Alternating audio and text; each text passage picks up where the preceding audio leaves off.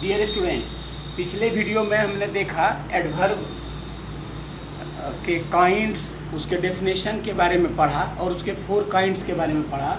जो rest of the kinds of adverb, जो और इधर में 5 काइंड्स बचे हुए हैं। Out of 9, 4 kinds we already have studied, we have discussed. Now the remaining 5 kinds are there, they are on the board.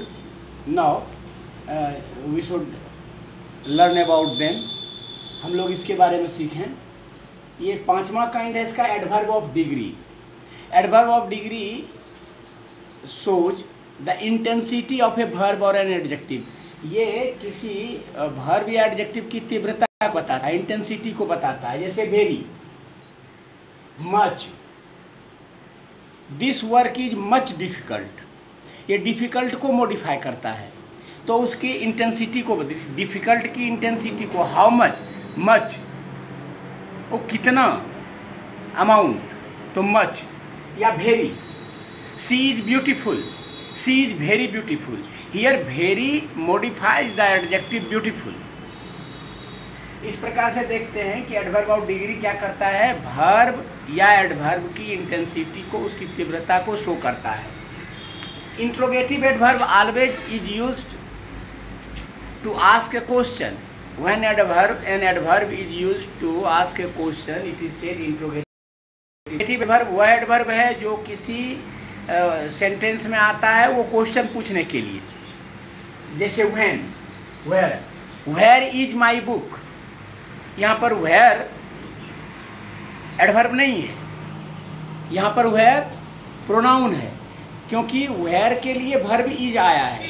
लेकिन वही where, I know where she lives, ये वेयर जो है ये इंट्रोगेटिव एडवर्ब है. वेयर डज शी लिव, यहाँ पर where interrogative adverb है. I do not know when will he come, यहाँ पर व्हेन जो है इंट्रोगेटिव एडवर्ब है, क्योंकि ये इंट्रोगेशन के लिए, क्वेश्चन पूछने के लिए यूज़ किया गया है. Adverb of negation and affirmation, it is very common for some question.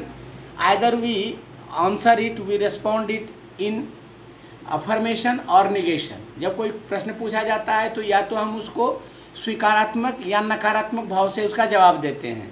तो यदि हम उसको स्वीकारात्मक भाव से जवाब देते हैं, जैसे यस, सर्टेनली, तो ये एडवर्ब ऑफ अफर्मेशन कहलाता है. यदि नकारात्मक भाव से, negatively, if we answer something, अगर हम आंसर देते हैं निगेटिवली, जैसे नो, नेवर, नॉट एक्सेट्रा, तो ये एडवर्ब ऑफ निगेशन कहलाता है.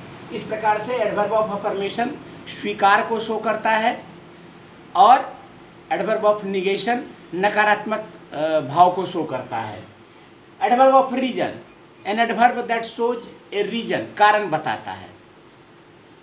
जैसे therefore, I therefore request you. Therefore, यहाँ पर देयरफॉर क्या करता है, रिक्वेस्ट को मॉडिफाई करता है. तो इस प्रकार से therefore, hence, so, I was ill so I couldn't attend my class, तो ये सो रीजन बताता है.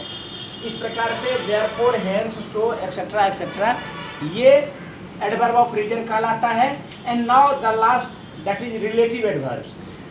Both the interrogative adverbs and relative adverb are the same. दोनों एक ही है, फर्क है दोनों के यूज में. There is a fundamental difference between the uses of both the adverbs, interrogative and relative. इसके एक मौलिक अंतर है, ये एक बेसिक डिफरेंस है दोनों के यूज में केवल.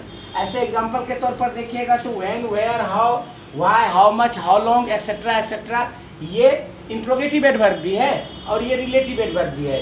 ये जब किसी क्लाउज को किसी प्रिंसिपल क्लाउज के साथ रिलेट करता है तब ये रिलेटिव एडवर्ब हो जाता है. I know where you live, यहाँ पर वेयर रिलेट, यू लिव को रिलेट करता है वेयर बाकी प्रिंसिपल क्लाउज के साथ. यहाँ पर वेयर.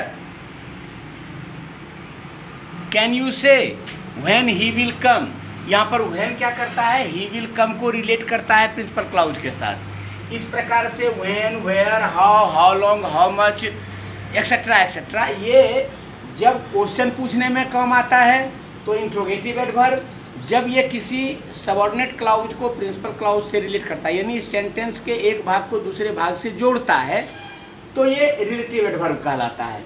इस प्रकार से एडवर्ब के हम लोगों ने 9 काइंड्स देखे। Adverb of time, adverb of place, adverb of frequency, adverb of degree, adverb of interrogative adverb, adverb of negation, affirmation, adverb of reason, relative adverbs. और इस तरह से आई होप कि आप इसको घर पर अपने बुक से भी पढ़ेंगे और इस पर based on the topic the exercises are given in your book, just do them in your copy and practice them. If there is something difficult, must ask your teacher, must consult to me or comment on my video. Thank you.